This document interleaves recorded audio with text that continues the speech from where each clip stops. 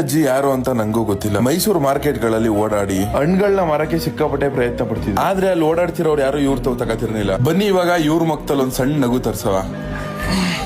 ಅಜ್ಜಿ ಎಷ್ಟು ಹಣ್ಣು? ಫುಲ್ ಡಬ್ಬ ಆದ್ರೆ ಇಷ್ಟೆಲ್ಲ ಆಯ್ತಾ? ಈ ಫುಲ್ ಬೇಕು ನಂಗೆ.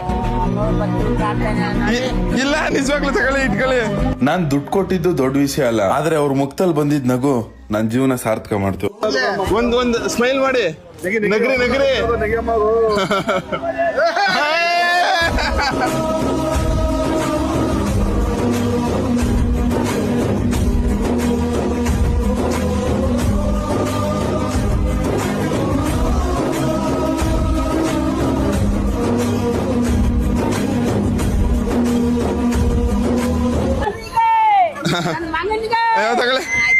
ಓಕೆನಾ? ನಿಮ್ಗೇನು ಅವಶ್ಯಕತೆ ಇಲ್ಲ ಅಂದ್ರೂ ಇಂಥವ್ರ ಹತ್ರ ವ್ಯಾಪಾರ ಮಾಡಿ.